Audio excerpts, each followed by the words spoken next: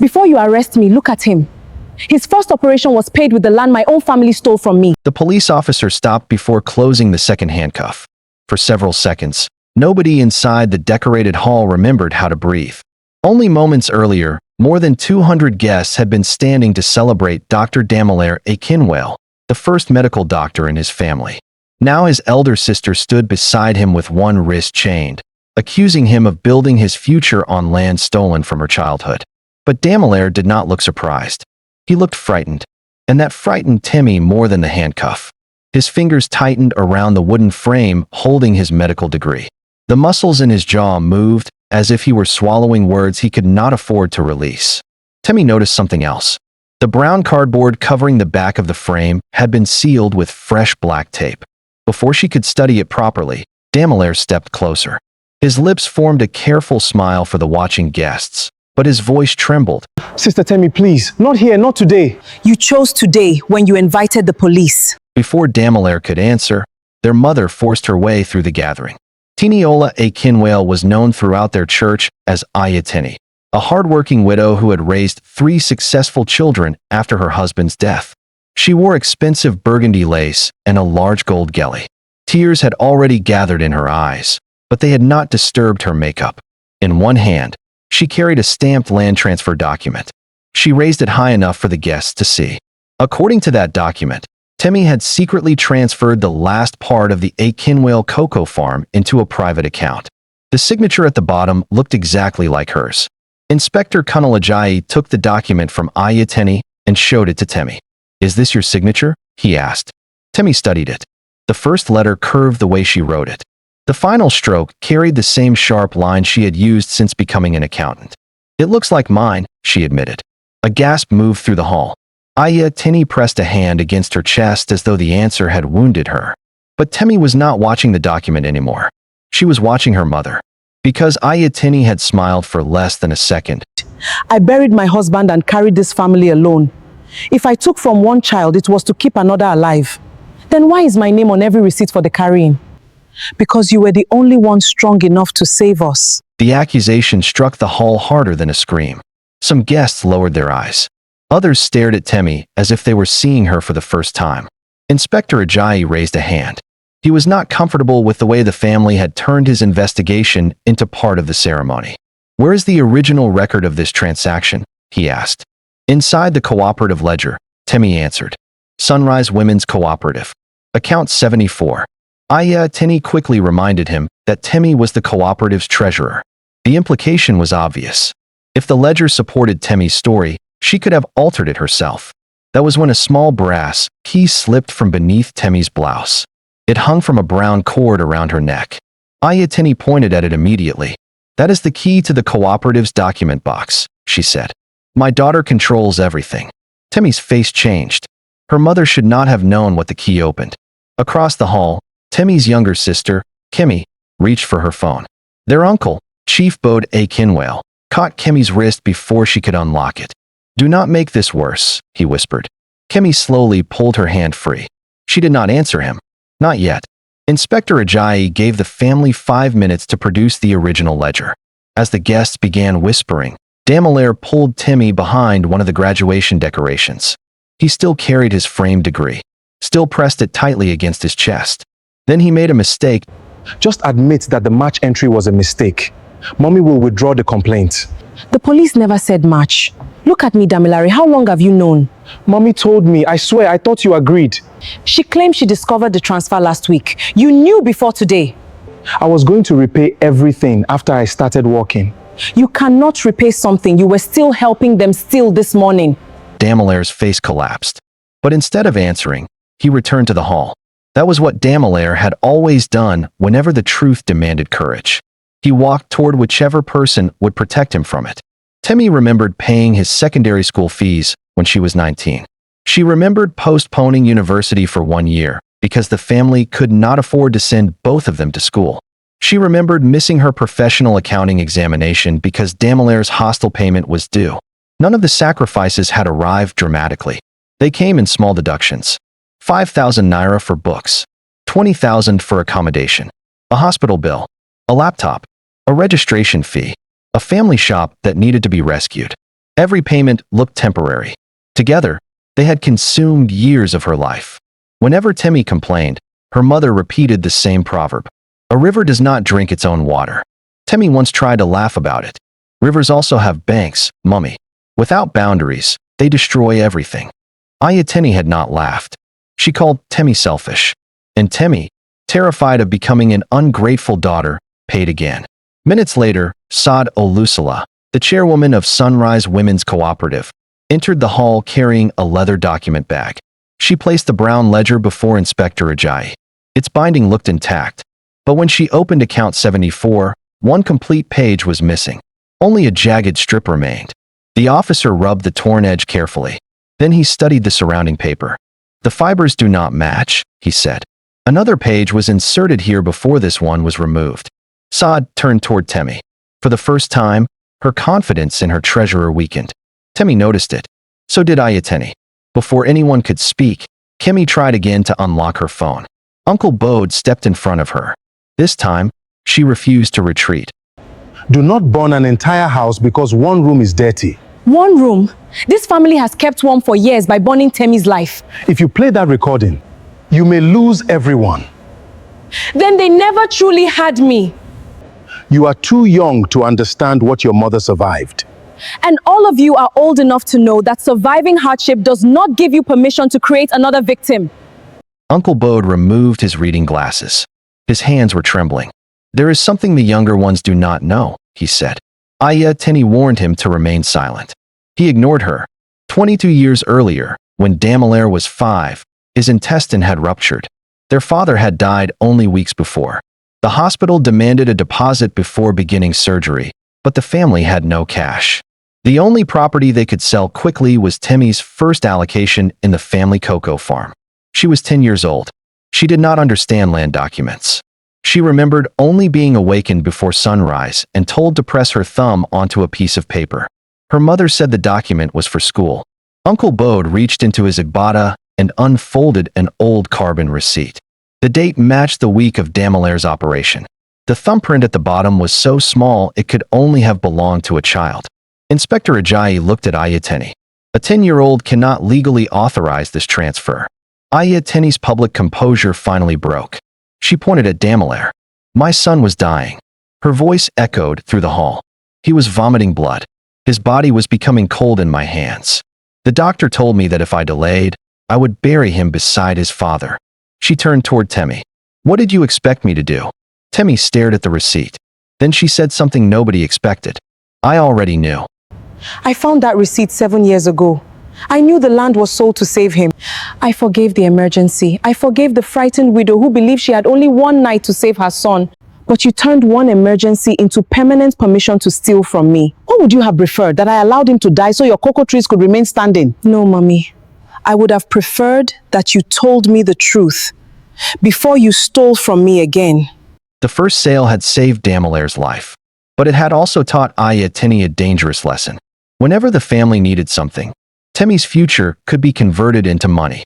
At the cooperative office, Saad placed a dented metal cash box on the table. Temi removed the brass key from her neck and unlocked it. Inside were carbon copies of transactions arranged by year. The records told the story Temi's family had refused to count. Her salary had paid Damelaire's university acceptance fee. Her cooperative dividends had paid his hostel bills.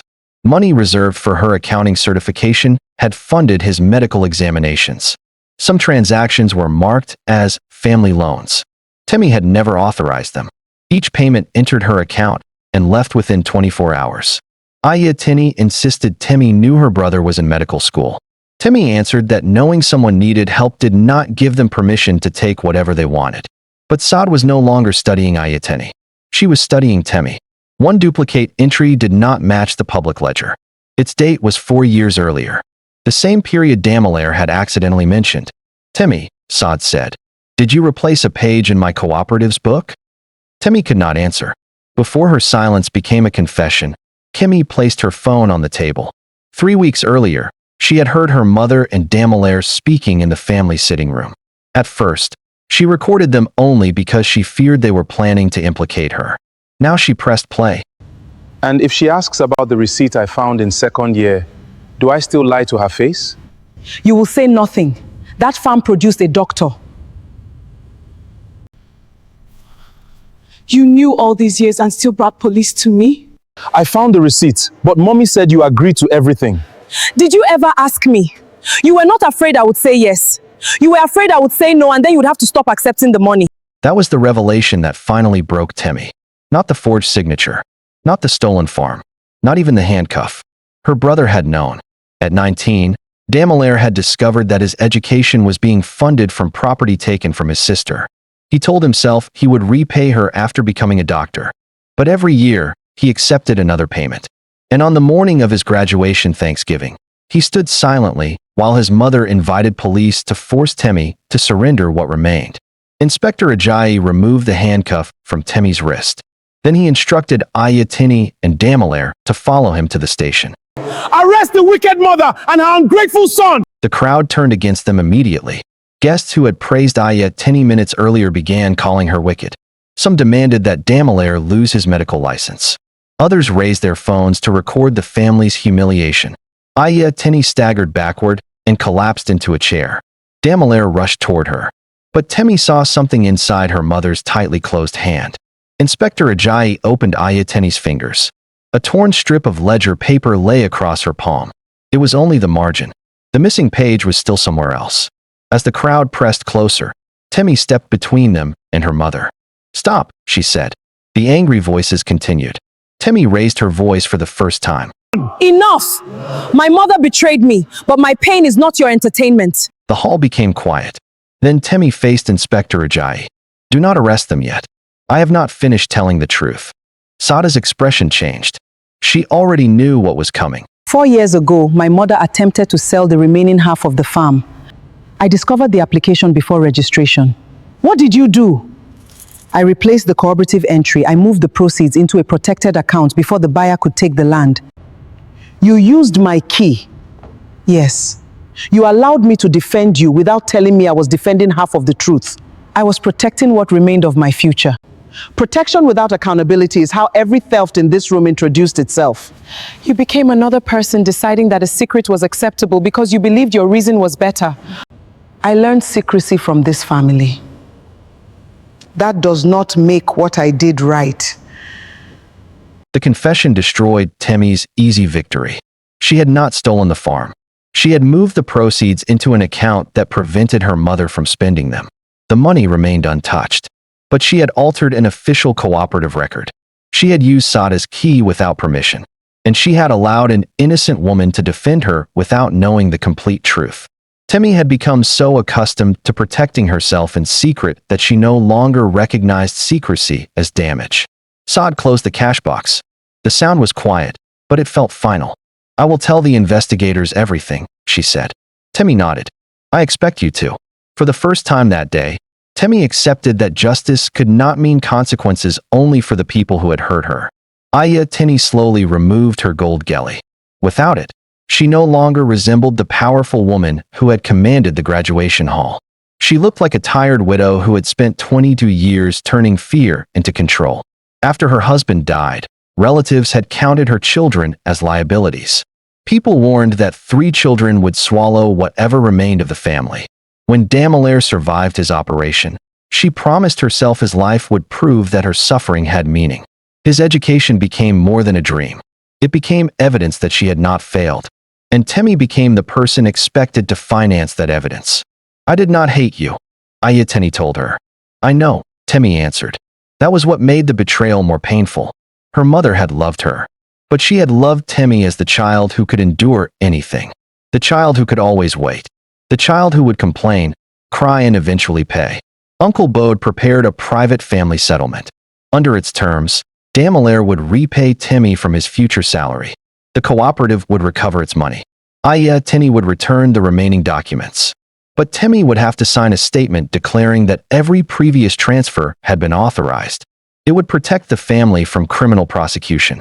It would also convert 22 years of theft into a lie told by the victim. Uncle Bode placed the agreement before her. Damelaire fell to his knees.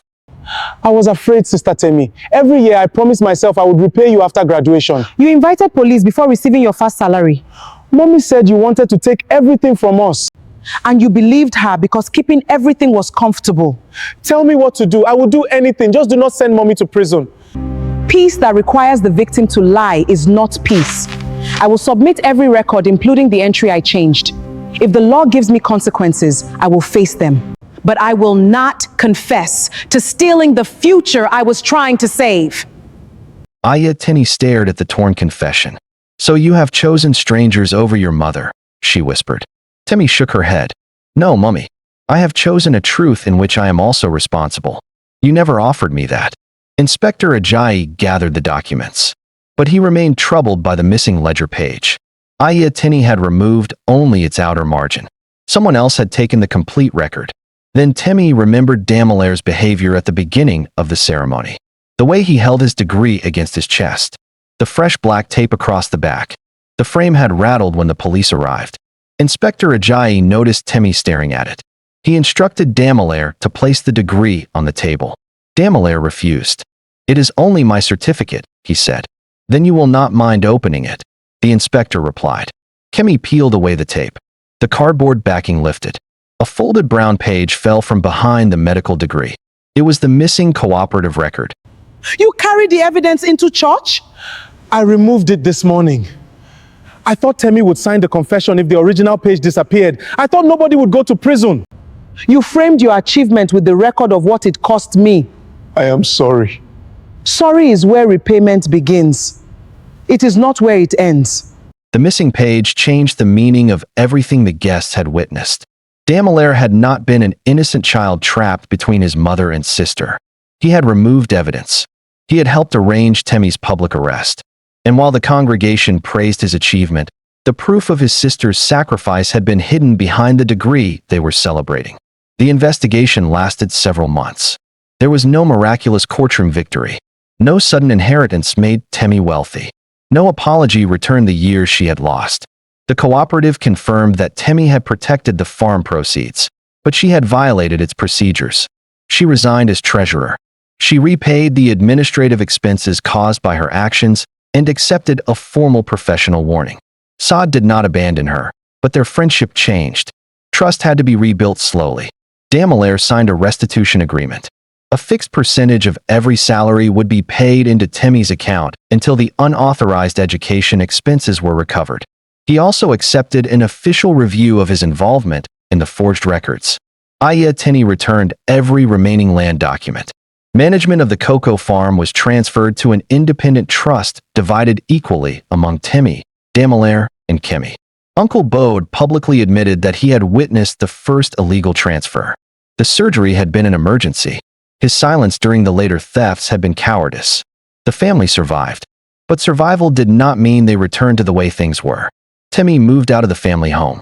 She stopped answering financial requests made through guilt, emergencies invented at midnight, and relatives who called only when they needed money. Months later, Temi developed complications from hypertension. Temi did not abandon her. She created a medical trust with transparent records. Every expense required documentation. For the first time, care existed inside their family without secrecy. One quiet morning, Temi visited her mother at the clinic. She placed the medical trust statement beside her and sat 2 chairs away. Temi studied the distance between them. It was only a few feet, but it contained 22 years. You still paid for my treatment. The trust paid. Every naira is recorded. After everything that happened, do you still have a mother? I have a mother I love, but I do not yet have a mother I trust. Will you ever forgive me? I am trying. But forgiveness cannot become another thing this family forces me to surrender. Temi did not return to the family as though truth had erased the damage. She returned with boundaries, with receipts, with questions that required honest answers. She still loved her mother. This is my first salary payment. I know it will take years. Good. Knowing the cost is part of paying it. She still worried when Damilaire worked overnight at the hospital. She still listened to Kemi's radio program every Saturday morning. But love was no longer allowed to operate without consent.